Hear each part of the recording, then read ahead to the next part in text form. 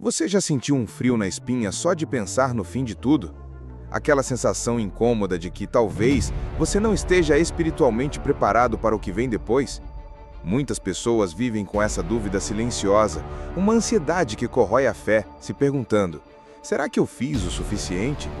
Será que a minha vida agradou a Deus? Essa incerteza é uma dor espiritual que paralisa milhões, mas hoje ela termina para você.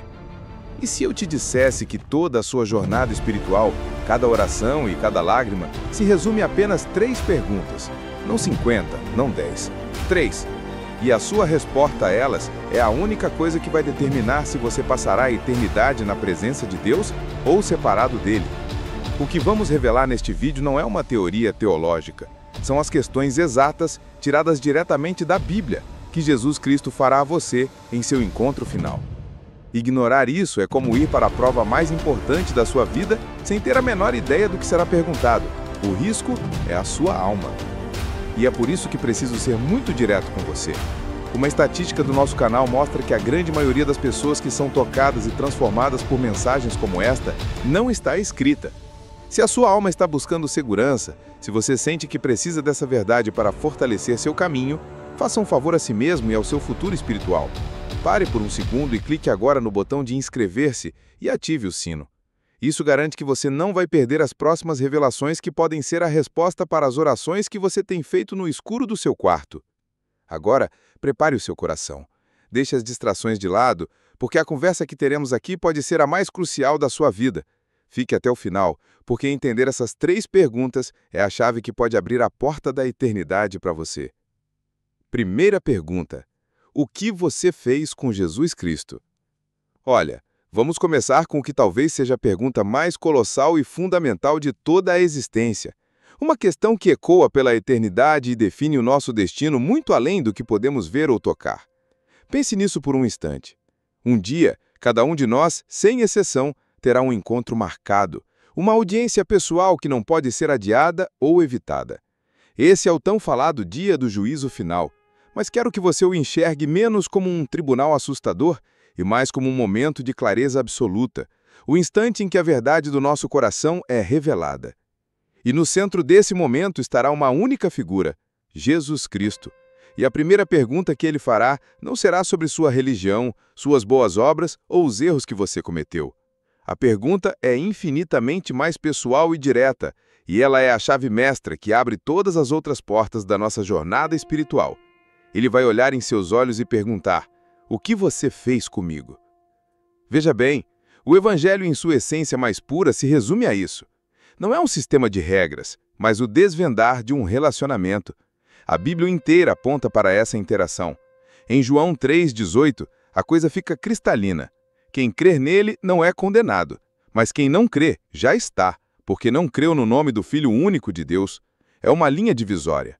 Portanto, antes de explorarmos qualquer outro aspecto da nossa fé, precisamos nos assentar com essa questão, pois a sua resposta é o alicerce sobre o qual toda a sua vida e a sua vida após a morte serão construídas.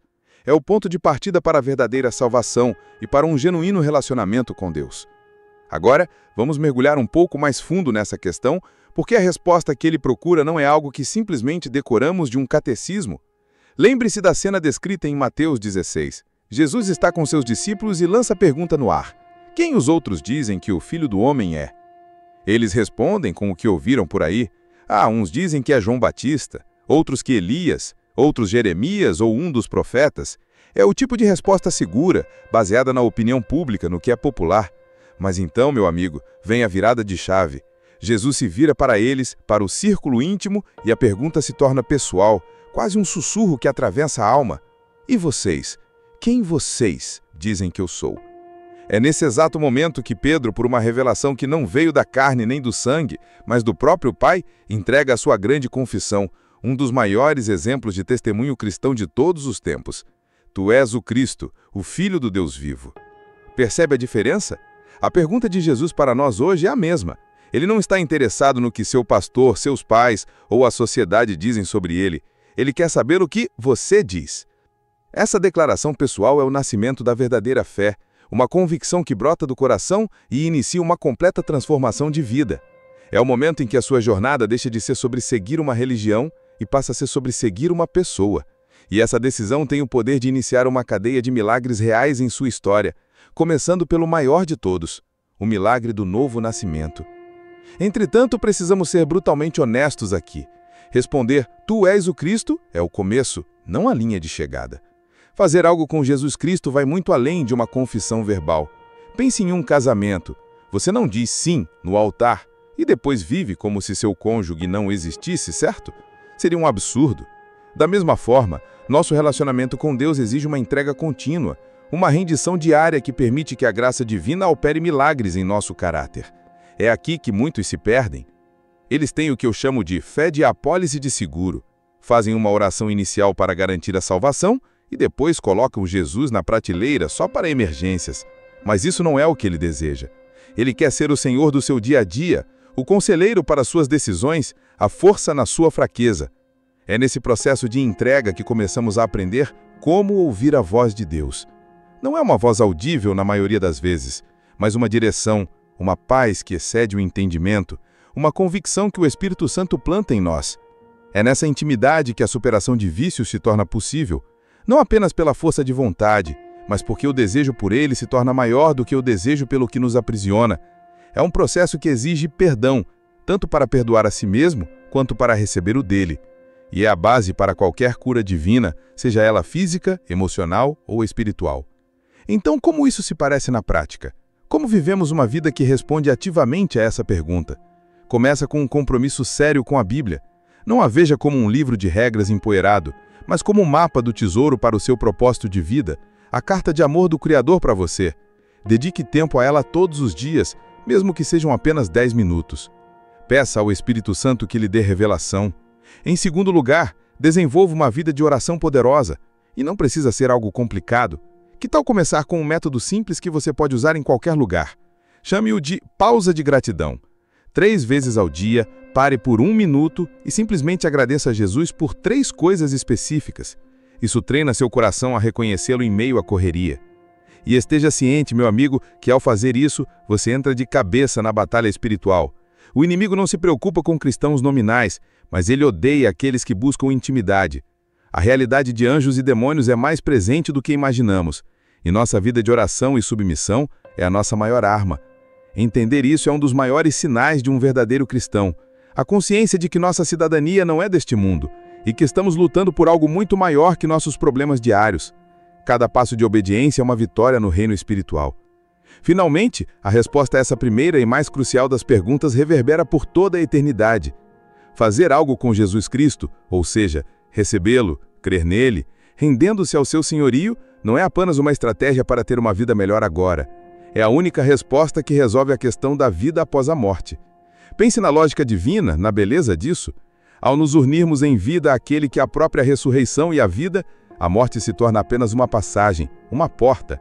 O medo do desconhecido, a ansiedade sobre o que vem depois, tudo isso é silenciado pela promessa dele. A questão de como é o céu deixa de ser uma especulação assustadora e se torna a expectativa de ir para casa. E isso nos prepara para eventos proféticos como o arrebatamento e as revelações do Apocalipse, não com medo, mas com a esperança de um noivo que aguarda o noivo. A sua resposta a essa única pergunta define a sua identidade eterna. Mas veja bem, essa primeira pergunta, por mais central que seja, naturalmente abre a porta para a segunda, porque uma vez que você respondeu, eu te recebo, com o seu coração e a sua vida, ele então olha para a evidência dessa resposta no seu dia a dia, e isso nos leva diretamente a uma questão que testa a profundidade e a autenticidade da nossa transformação, uma questão que mede o nosso coração. Segunda pergunta, você amou como eu amei? Depois de estabelecermos o fundamento, a grande confissão de que Jesus Cristo é o Senhor, entramos em um novo terreno, um lugar que testa a realidade da nossa primeira resposta. Pense nisso como um mestre artesão que, após construir a base de uma casa, começa a verificar a qualidade da estrutura. A segunda grande pergunta que decidirá a nossa eternidade é esta: você amou como eu amei? E preste bastante atenção, meu amigo, porque a chave aqui não está na palavra amor, que nossa cultura desgastou e banalizou. A chave está na frase como eu amei. Em João 13, 34 e 35, Jesus nos dá o que ele chama de um novo mandamento. Ele não diz apenas amem-se uns aos outros. O mundo tem versões disso. Ele eleva o padrão a um nível divino. Como eu os amei, vocês devem amar-se uns aos outros. Com isso todos, não alguns, todos saberão que vocês são meus discípulos. Uau! Isso muda tudo. Ele não nos deu uma sugestão, mas uma identidade. Esse amor sobrenatural é, na verdade, o maior sinal de um verdadeiro cristão. É o nosso uniforme espiritual, a prova irrefutável para um mundo cético de que o nosso testemunho cristão não é mais do que palavras, mas uma força viva. Esse amor é a manifestação visível da graça divina em nós e o fruto mais doce de um verdadeiro relacionamento com Deus. É um amor que não se origina em nós, mas flui através de nós, direto do coração dele. Para entender a profundidade desse amor, não há guia melhor do que o apóstolo Paulo escreveu em 1 Coríntios 13, um capítulo que muitos de nós já ouvimos em casamentos, mas que raramente dissecamos em nosso dia a dia. Vamos olhar para isso não como um poema, mas como um diagnóstico da alma. O amor é paciente. Isso significa ter longanimidade com aquela pessoa no trabalho que parece existir só para te testar. É a superação de vícios como a raiva e a irritação. O amor é bondoso. É a gentileza ativa. É procurar uma oportunidade de servir sem esperar nada em troca. Não inveja, não se vangloria, não se orgulha. Isso é uma guerra declarada contra o ego. Uma verdadeira batalha espiritual travada em nós todos os dias. É celebrar a vitória de outra pessoa como se fosse a sua. É um amor que não guarda rancor, que não se alegra com a injustiça. Cada uma dessas características é um milagre real operado pelo Espírito Santo em um coração rendido. Tentar produzir esse amor com nossa própria força é como tentar segurar o oceano com um balde. É impossível. É por isso que uma oração poderosa por esse fruto do Espírito é tão vital. É um pedido diário. Senhor, ame através de mim hoje, porque sozinho eu não consigo. A prática desse amor é o segredo para como vencer a ansiedade, pois nos tira do centro de nossas preocupações e nos coloca a serviço do próximo, cumprindo assim o nosso propósito de vida. E esse amor divino nunca é uma emoção abstrata. Ele sempre se manifesta em ação, especialmente em relação àqueles que o mundo esquece. É fácil amar quem nos ama de volta, quem nos elogia, quem nos beneficia. Mas o teste de fogo da nossa fé é amar os pequeninos, como Jesus os chamou. O órfão, a viúva, o estrangeiro, o preso, o doente. Ele foi tão radical a ponto de dizer que quando servimos a um deles, estamos na verdade servindo a ele próprio. Isso dá um peso eterno a cada ato de bondade. Levar uma sopa para um vizinho doente não é apenas um ato de caridade, é um encontro com Cristo. Doar seu tempo para ouvir alguém que está sozinho não é apenas ser legal, é o Evangelho em ação. Essa é a evidência palpável da transformação de vida que a salvação produz. Não fazemos essas coisas para sermos salvos, mas porque fomos salvos. É a gratidão transbordando em serviço. E não se engane, o inimigo odeia isso. Ele prefere nos ver trancados em nossas igrejas, debatendo teologia, do que lá fora, sujando as mãos com um amor prático. Cada ato de compaixão é uma declaração de guerra ao egoísmo e uma vitória para o reino de Deus. Dentro dessa arena do amor divino, talvez a prova mais difícil e mais libertadora seja a prática do perdão. Ah, como isso é difícil! Nossa carne grita por justiça, por vingança, por fazer o outro pagar pelo mal que nos causou. Mas o padrão de Jesus é claro. Perdoem, como vocês foram perdoados. O perdão não é um sentimento, é uma decisão. É um ato de vontade em que você escolhe liberar a pessoa da dívida que ela tem com você e entregar o caso nas mãos do juiz justo. É uma das formas mais potentes de cura divina. Quantas pessoas vivem acorrentadas por anos a uma amargura, a um ressentimento que as adoece física e espiritualmente? O perdão é a chave que quebra essas correntes. É um processo que muitas vezes começa com uma oração poderosa, dizendo: Deus, eu não sinto vontade de perdoar, mas eu escolho obedecer a Ti. Por favor, cura meu coração e me ajude nesse processo.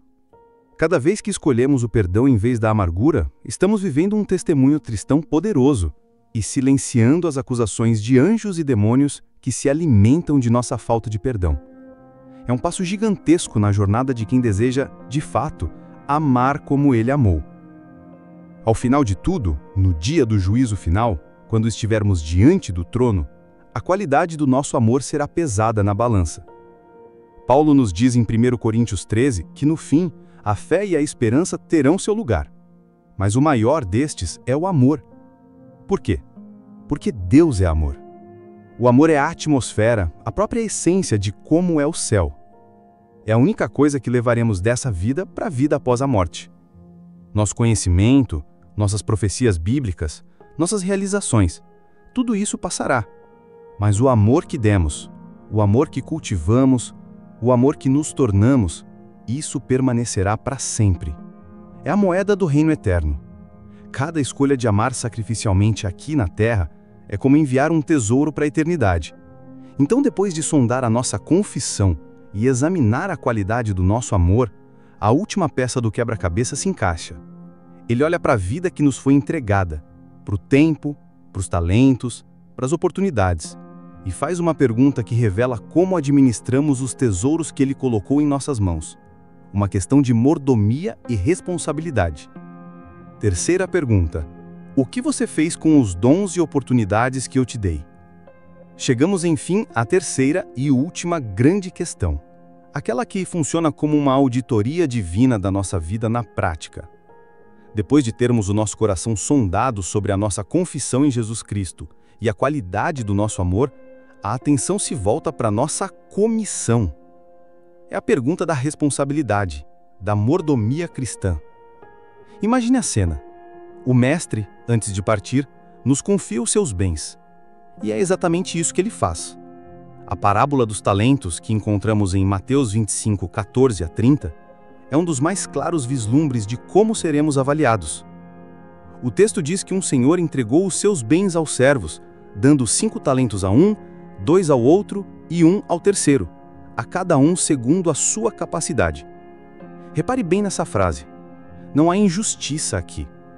Deus, na sua soberania e conhecimento íntimo de quem somos, nos confia dons, oportunidades e recursos na medida exata que podemos administrar. Isso elimina completamente o jogo da comparação. Não adianta olhar para o vizinho que parece ter recebido mais. A questão não é o quanto você recebeu, mas o que você fez com o que foi colocado nas suas mãos. Sua vida, seu tempo, sua saúde, sua inteligência, suas finanças, suas habilidades, nada disso é seu por direito. São empréstimos sagrados, talentos confiados por Deus para que você os administre em nome dele. Entender isso é o primeiro passo para descobrir seu verdadeiro propósito de vida e para viver uma existência que ressoa na eternidade. Agora, vamos observar a atitude dos 2 primeiros servos, aqueles que receberam 5 e 2 talentos. A Bíblia diz que eles, imediatamente, saíram a negociar com eles e os multiplicaram. Essa proatividade é a marca da fé em ação. Eles não duvidaram, não procrastinaram, não enterraram potencial por insegurança. Eles confiaram no Senhor que os confiou e puseram as mãos na massa. E quando falamos de talentos hoje, não pense apenas em dons espetaculares como pregar para multidões ou cantar como anjos. Um talento pode ser a sua incrível capacidade de ouvir os outros com empatia, oferecendo um espaço de cura divina para corações feridos. Pode ser a sua habilidade de organização, que pode transformar o caos de um ministério em uma operação eficaz. Pode ser o dom de cozinhar, que você usa para abençoar uma família que passa por dificuldades.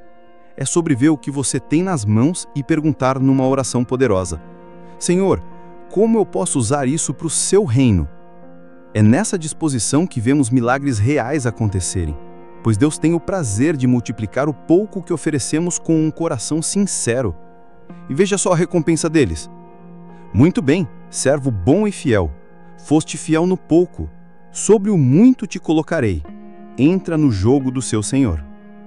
A recompensa pela fidelidade não foi o descasso, mas mais responsabilidade e uma intimidade mais profunda, um vislumbre de como é o céu, um lugar de serviço alegre e de um eterno e crescente relacionamento com Deus. Em contrapartida, a história do terceiro servo é um aviso solene para todos nós. A motivação dele para não fazer nada foi uma só: o medo. Ele diz ao seu senhor: eu tive medo. Ah, o medo, essa arma paralisante usada com tanta eficácia na batalha espiritual. Medo de falhar, medo de ser criticado, medo de não ser bom o suficiente, medo de arriscar. Esse medo estava enraizado numa visão distorcida que ele tinha do seu mestre, a quem ele descreve como um homem severo. Quantos de nós, no fundo, vemos a Deus dessa forma? Como um chefe carrasco, apenas esperando um deslize para nos punir, em vez de um pai amoroso que nos capacita e se alegra com o nosso crescimento. Essa visão errada de Deus sempre levará à inação. O mais chocante é que esse servo não esbanjou o talento em vícios ou sincados escandalosos. Ele simplesmente não fez nada. Ele enterrou o potencial. E isso foi o suficiente para sua condenação.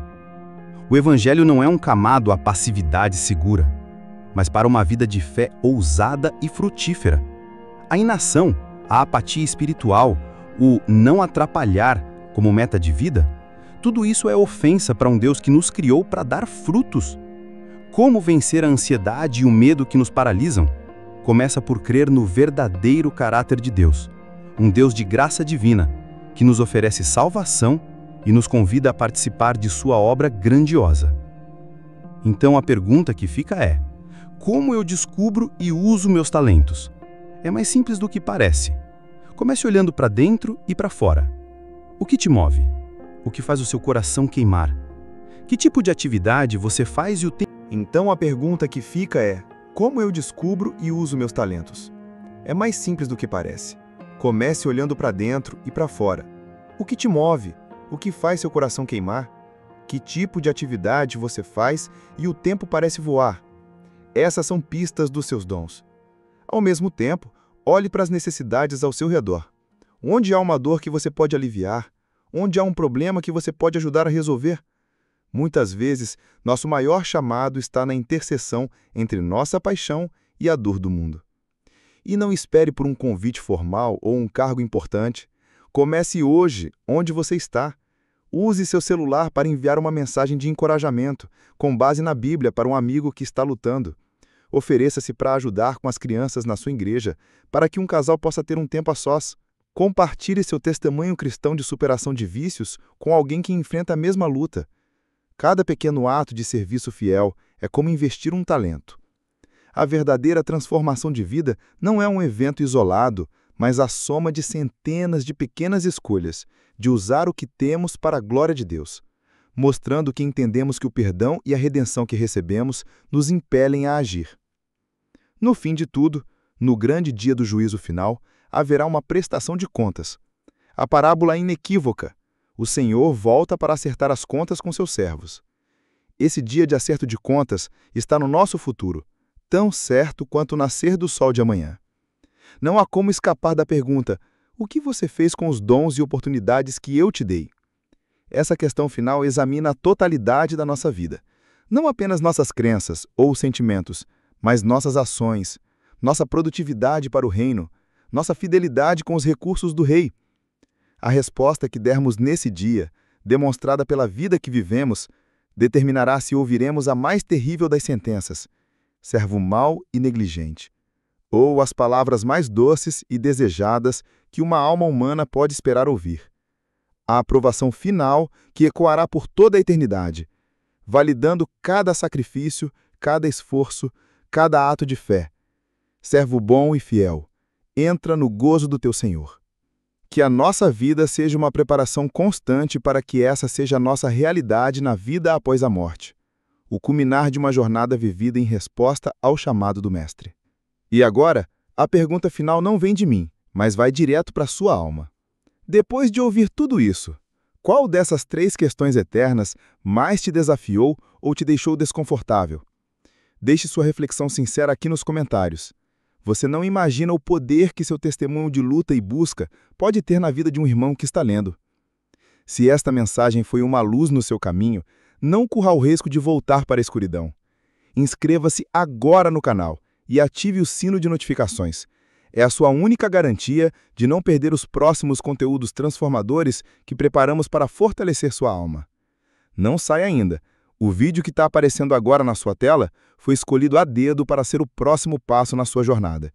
Clique nele e vamos continuar crescendo juntos. Que a paz que excede todo entendimento esteja com você. Nós somos o canal da esperança. Até a próxima.